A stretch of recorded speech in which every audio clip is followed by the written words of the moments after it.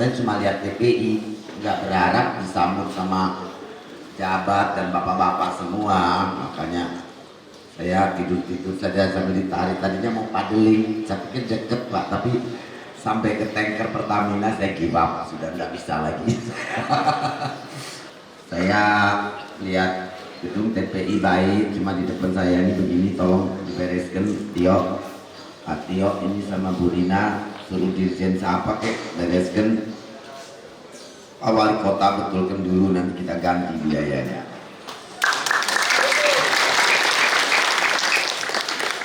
Saya tahu anggaran itu kadang-kadang harus direncanakan, harus apa ya, bikinlah dulu, nanti saya ganti. Kalau susah dari anggaran saya ganti, tidak apa-apa. Nah kadang birokrasi itu susah, mau bikin apa baik cepat tuh nggak bisa. Birokrasi ada tahapan, ada urutan, ada perencanaan. Nanti perencanaannya harus diawasi, baru perencanaan aja diawasi. Jadi mau kapan selesainya? Perencana diawasin, dibikin public discussion lagi, diaudit lagi, nanti jadi pusing kadang-kadang. Saya maunya cepat, bagus, jalan, semua orang senang, tapi tidak bisa di pemerintah seperti itu. Jadi kadang-kadang agak lama. Lain dari itu, saya surprise, kaget bahwa surat edaran saya tanggal 7 November 2014, 3 minggu setelah saya jadi menteri, nomor suratnya B622 garis miring men garis tengah KP garis miring 11 Romawi garis miring 2014 yang meminta seluruh bupati, wali kota, gubernur untuk membebaskan semua pungutan PHP bagi kapal perikanan dengan ukuran 10 GT ke bawah atau kurang dari 10 GT, dan penghentian operasionalisasi alat penangkap ikan yang merusak lingkungan.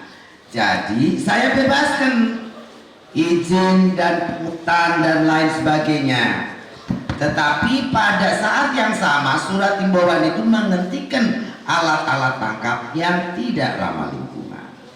Di situ ada troll, ada bom, ada lain-lain.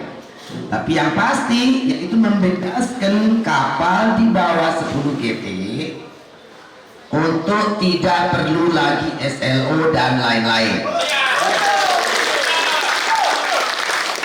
Tapi Bapak harus daftar, tetap surat daftar pertama harus ada, ya. Jadi tolong ini mungkin aparat di mana lapor saja kalau ada penangkapan oleh aparat. Mungkin aparatnya juga belum tahu, ya. Bapak bisa SMS ke nomor portal saya 0811 211 365 0811 211 365. Nanti ditulis di sini nih besar sama TPI. Atau kalau suka Twitter @susi_pujiastuti, Bapak bisa kirim keluhan Bapak apa. Itu yang pertama tentang izin. Yang kedua tentang asuransi. Semua asuransi kapal nelayan, semua nelayan yang melaut di bawah 10 GT dan bukan ABK, ini harus terang ya, bukan ABK. Kalau ABK kita tidak tanggung asuransinya. Yang menanggung asuransinya pengusaha kapalnya. Dan ABK hanya boleh diberangkatkan kalau pengusaha kapal telah membuat asuransi. Mau pakai BPJS, mau pakai Jasindo, tidak apa-apa. Jadi ABK kapal berhak menuntut kepada pemilik kapal untuk mengasuransikan jiwa ABK-nya, supaya kalau meninggal di laut keluarganya dapat santunan. Tapi untuk nelayan yang betul nelayan, tadi saya lihat di tengah laut ada kapal-kapal kecil 1 PT mungkin kurang bawa bubu, itu harus masuk asuransi nelayan, karena pemerintah telah membeli asuransi itu untuk mereka. Tapi kalau kapal-kapal yang besar 10 GT, ABK-nya tidak ditanggung oleh pemerintah. Mengerti ya? Pengusaha harus beli. Bisa Bapak beli juga lewat Kementerian Kelautan, misalnya untuk dihubungkan dengan asuransinya. Bukan ke kami, tapi ke asuransinya langsung. Preminya untuk dapat cover seperti yang di cover oleh pemerintah cuma 175.000 per tahun. Kalau yang nelayan itu ditanggung oleh pemerintah. Yang ABK harus dibayar oleh pemilik kapal. Bapak membayar 175 untuk nyawa ABK-nya kan nggak apa-apa toh, betul tidak? Kalau satu kapal paling 20 orang, 20 kali 175.000 cuma berapa? 3,5 juta setahun. Kalau ada apa-apa, Bapak tidak usah keluar uang untuk bantu keluarga, karena sudah di-cover oleh asuransi. Ini untuk pengusaha ya. Tapi untuk nelayan, daftarkan. Kalau ada tidak terdaftar oleh kepala dinas, SMS nanti biar ibu kasih tahu kepala dinas. Tapi yang pengusaha, ABK kapal besar tidak dapat. Itu harus dibeli oleh pengusahanya. Kalau yang punya kapal kecil-kecil, nelayan sendiri, itu semua ditanggung oleh pemerintah. Bapak meninggal di laut dapat 200 juta keluarganya. Meninggal di darat karena kecelakaan alam atau meninggal karena sakit, keluarganya dapat 160 juta. Cukup untuk menyekolahkan anak-anak Bapak. Kalau cacat tetap karena kecelakaan, kaki patah, tangan potong, dapat 100 juta. Kalau sakit ada biaya pengobatan 20 juta. Jadi kalau selama setahun itu Bapak sakit 2-3 kali, kalau masih di dalam 20 juta, Bapak bisa klaimkan ke kita. Tapi ini untuk nelayan. Pemerintah sangat berkomitmen melindungi nelayan-nelayannya. Karena apa? Karena kita ingin lebih banyak nelayan ke laut. Ya, kita ingin lebih banyak anak-anak muda mau ke laut. Karena jadi nelayan itu nasib keluarganya akan dilindungi oleh pemerintah. Jadi kalau Anda meninggal, Anda kecelakaan, ada dari pemerintah. Ahli warisnya yang dapat. Ya kalau bisa jangan sampai meninggal, no, ya Pak. Tapi kan namanya di laut kita tidak tahu. Di darat juga kecelakaan kita tidak tahu. Manfaatkan. Sore ini kalau bisa kumpulin semua daftar nelayan. Nanti kita umumkan di internet, di websitenya KKP, bau-bau yang dapat siapa saja. Sudah tercover, sudah terdaftar. Kalau ada yang bukan nelayan, laporkan, karena itu tidak boleh. Sekarang ini hanya untuk nelayan.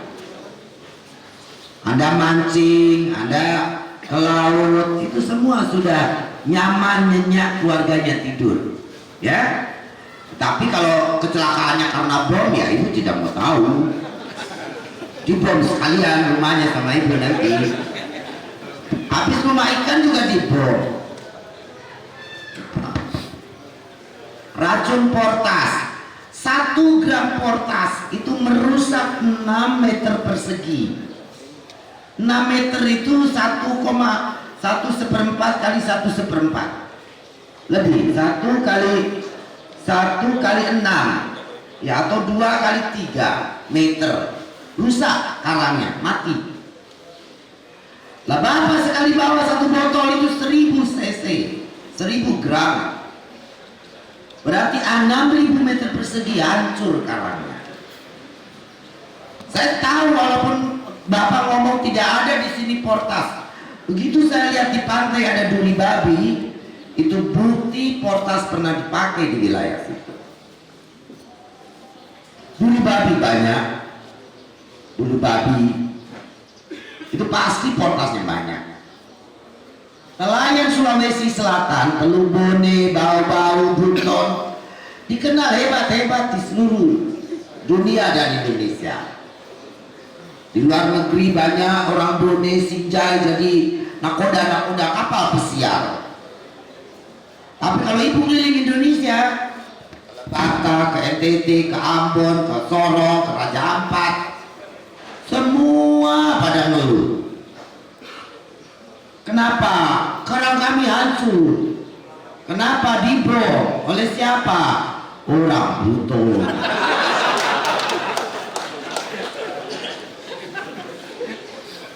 Orang Buton dikenal di seluruh bagian Indonesia sebagai tukang merusak karang.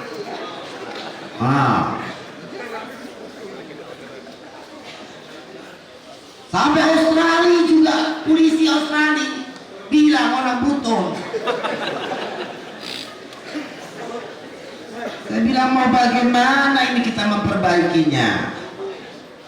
Saya dan Pak Presiden menjaga Gerakan Angkatan Laut, polisi air, kejaksaan, tangkap semua kapal asing yang main-main di perairan kita. Ribuan kapal sudah pergi sekarang, walaupun masih ada 1-2 yang datang lagi, belum kapok. Ada, kita tangkap juga. Besok tanggal 1 atau tanggal 3 kita akan tenggelamkan 90 kapal lagi. Bapak pasti tahu karena dulu kan di sini banyak kapal-kapal besar berlalu lalang. Sekarang tidak ada. Mungkin ada kapal dari Jawa 1-2 lewat, ada ya. Tapi itu kan saudara kita sendiri. Tapi mereka juga tidak boleh pursainnya masuk ke wilayah 12 milnya Bapak. Larang, tidak boleh. Saya senang di sini pursain sudah tidak boleh. Saya masih memperbolehkan karena melarang cantrang saja yang demo banyak. Pursain semestinya dikurangi di setiap tempat. Tapi Buton sudah bersih, sebaiknya Bapak tidak keluarkan izin untuk pursain lagi. 1-2 mil tidak boleh ada jaring, bubur, pancing. Ikannya nanti banyak. Tapi kalau Bapak pasang jaring di pinggir, ya ikannya habis. Ikan juga seperti kita, punya otak, punya kepandaian, punya pikir. Dia mau main-main ke tempat-tempat teduh seperti ini, ke pinggir, mau berkawin dia. Ikan pun kayak kita, tidak suka di gelombang pasang berkawin, susah kan? Berkawinnya di tempat teduh, lalu beranak, bertelur, jadi anak-anaknya. Dia tinggalkan di tempat-tempat pinggir-pinggir karang-karang itu, anak-anak dibesarkan. Karena dia juga punya insting seperti ibu-ibu, pelihara anaknya di tempat yang baik, yang banyak makanan. Pesisir itu tempat makanan. Tapi kalau pesisirnya dibuangin portas, mati ikannya. Kalau sudah mati yang kecil, mati pula semuanya. Yang paling parah adalah mungkin Bapak pas sambil mortas itu membunuh jutaan telur ikan yang tidak kelihatan oleh mata kita. Ikan itu kan bertelurnya kadang-kadang telurnya dibuang begitu saja. Nanti nempel di karang, nempel di apa, spons jutaan. Pak Wali Kota mestinya di TPI dibikin TV, nanti saya beliin VCD sama film-film dari National Geographic supaya melihat nelayan ini tahu bagaimana ikan itu bertelur. Telur ikan dari Arafuru itu bisa sampai ke Jakarta. Cumi-cumi itu bertelur di South America bisa sampai ke Alaska sana. Kalau Bapak punya karang seperti ini, telur semua mijah deportasi, mati semuanya. Visi pemerintah kita menjadikan laut jadi masa depan bangsa kita. Bangsa kita ini bukan cuma kita, ada anak kita, cucu kita, cucunya cucu kita, cicitnya cicit kita, beratus tahun kemudian. Ikannya harus ada.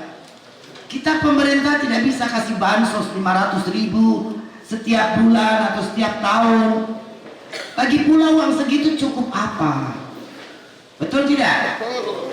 Makan 1 minggu habis.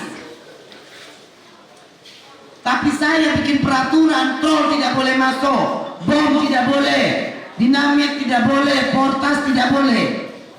Itu karena saya ingin memastikan ikan tetap ada dan banyak untuk Bapak, anak Bapak, cucu Bapak, cicit Bapak, dan seterusnya.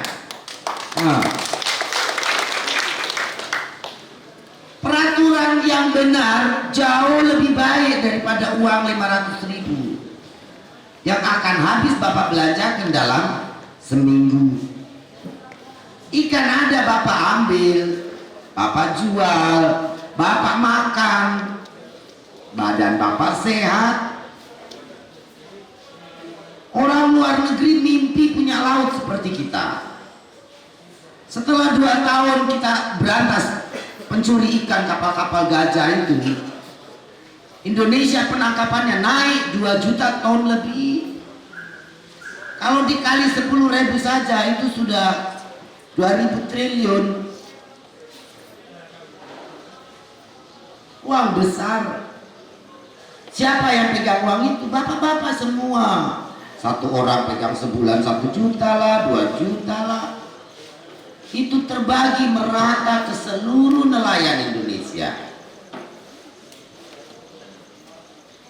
Kalau tidak, ya habis nanti semua anak cucu kita mau makan apa. Di China bulan Mei ini ada moratorium, tidak boleh tangkap sama sekali sampai akhir tahun. Hanya untuk apa? Supaya ikannya ada lagi, karena dia sudah habiskan. Nah, saya tahu itu mereka akan ke tempat kita, makanya saya bikin mengusulkan kepada presiden, dan presiden sudah menyetujui Perpres nomor 44 tahun 2016 yang ditandatangani tanggal 18 Mei bahwa industri perikanan tangkap tidak boleh atau tertutup untuk asing. Tidak boleh lagi ada orang asing kerja kapal, nangkep ikan, tidak boleh. Kalau ada, laporkan ke saya. Jadi presiden sudah menandatangani surat bahwa laut ikan Indonesia yang ada di laut teritorial Indonesia dan EEZ-nya dan HISIS-nya itu hanya untuk bapak-bapak nelayan Indonesia. Luar biasa. Udah begitu sama orang Buton dibomin di mana-mana. Tidak ada pencuri ikan ke Papua, adanya perusak dari Buton ke Papua. Sedih saya. Saya jalan-jalan ke beberapa tempat, 6 atau 7 lokasi. Dari Lembata, dari Ambon, dari Ternate, Morotai, mana. Kalau sudah karang rusak, bahasa jawabannya itu sama semua. Orang Papua, orang NTT, orang mana saja. Jawabannya Sulawesi. Sulawesinya mana? Buton.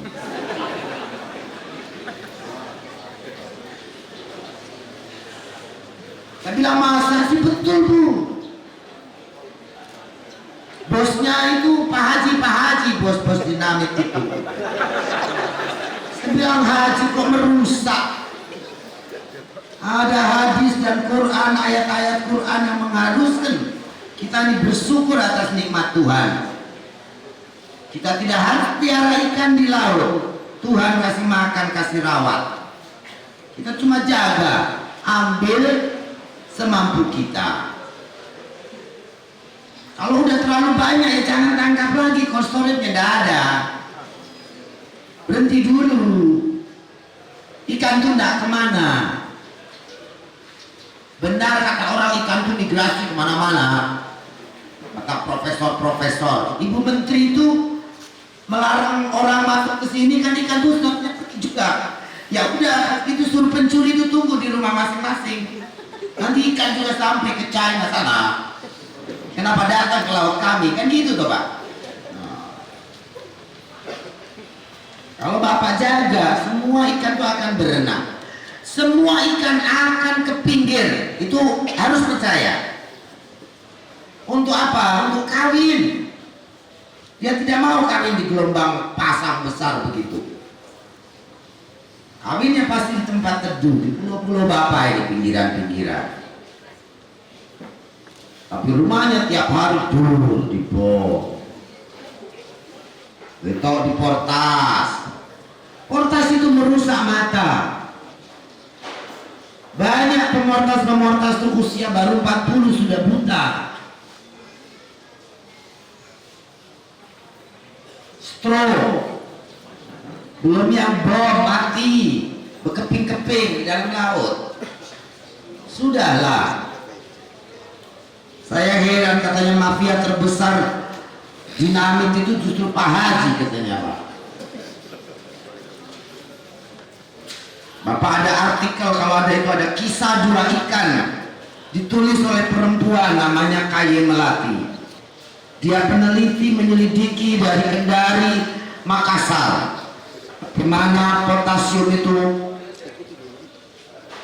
berlayar dari pulau ke pulau, mengirim kerusakan di setiap terumbu karang di pulau-pulau, sudah sampai ke Raja Ampat. Tidak boleh, kita manusia yang punya iman,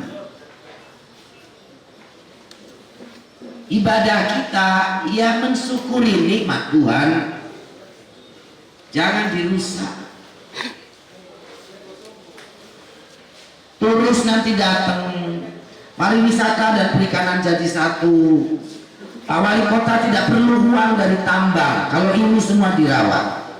Banyak uang dari laut, dari ikan, dari wisatawan.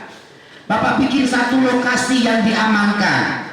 Ini ada namanya perlombaan mancing mania dari seluruh dunia, mulai bergeser ke Indonesia. Mereka cari spot-spot sekarang kayak mana, Ambon, nanti kesini juga kan turis lumayan. Mereka makan, tidur di hotel di sini, di pondok wisata, senang bapak-bapak. Tapi kalau saya mau ajak turis dari luar terus nyelam di sini, lagi nyelam dengar ada suara bom di sebelah sana, tuh tercoreng-moreng nama baik kita. Kejahatan lingkungan itu sudah hampir seperti terorisme. Tanya Pak Kapolres. Hukumannya itu sama sebetulnya di dunia itu. Indonesia belum membuat undang-undang kejahatan lingkungan. Tapi kalau di dunia itu dikucilkannya sama. Karang itu juga mendinginkan suhu udara. Karang laut ini Pak. Karena karang rusak, suhu makin panas, namanya climate change. Permukaan air laut makin hari makin naik. Kita Indonesia akan kehilangan banyak pulaunya kalau itu diteruskan terjadi. Sama hutan digundulin, kan longsor, banjir, betul tidak? Karang itu hutannya laut. Bapak habiskan yang menyerap panas itu hilang. Kalau Bapak teliti tiap tahun ini makin hari makin panas karena kerusakan coral reef, karena kerusakan terumbu karang kita. Ini yang harus dijaga.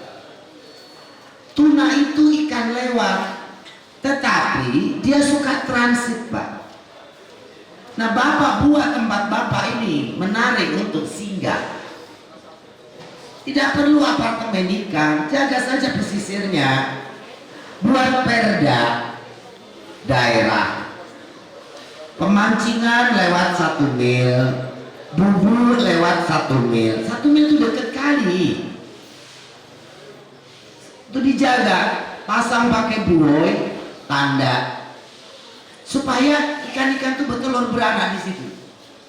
Bapak nangkepnya di 1 mil. Ibu kasih tahu, pasti ikannya dalam setengah tahun aja bisa berlipat-lipat. Saya masih ingat 10 tahun lalu di Seru itu pasang lampu patroma, dikecilkan, dibesarkan, kemudian itu loncat. Tapi troll masuk berapa tahun kemudian habis. Ini yang harus dijaga. Ya, kesadaran akan lingkungan. Asuransi sudah ya, tadi jelas. Yang merasa ke laut mancing, jaring apa nangkep kecuali dengan dinamit berhak mendapatkan asuransi. Ya, ABK kapal silakan dibuatkan oleh pengusahanya, karena pengusaha kapalnya pasti besar, itu wajib membelikan. Kalau ada apa-apa Bapak tidak susah. Kemudian tadi tentang APF dan lain-lain, saya minta tolong mesin dan lain sebagainya spesifikasinya yang lengkap.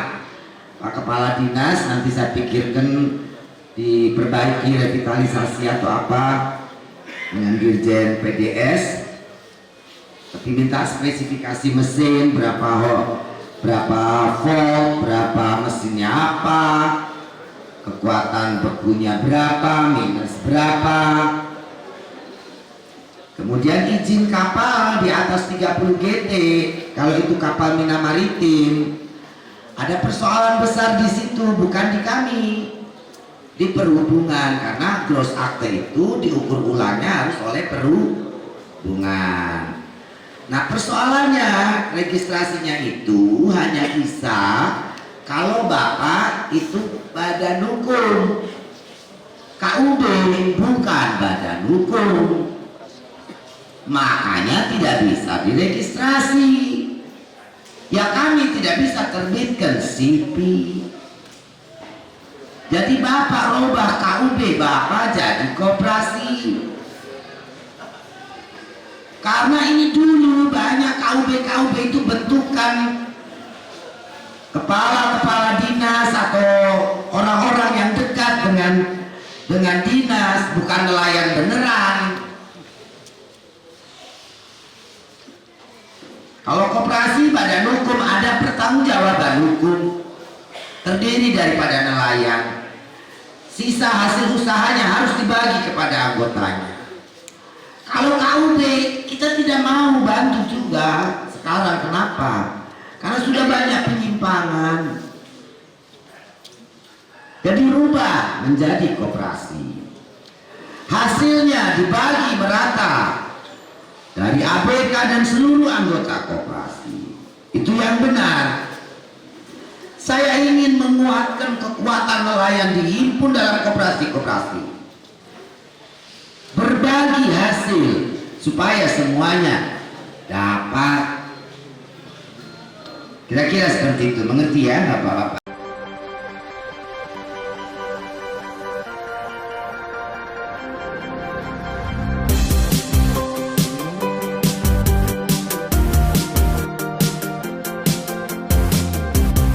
Biar nggak gatal-gatal, lihat ibu kulitnya bersih, itu kan? Tuh, karena mandi di laut.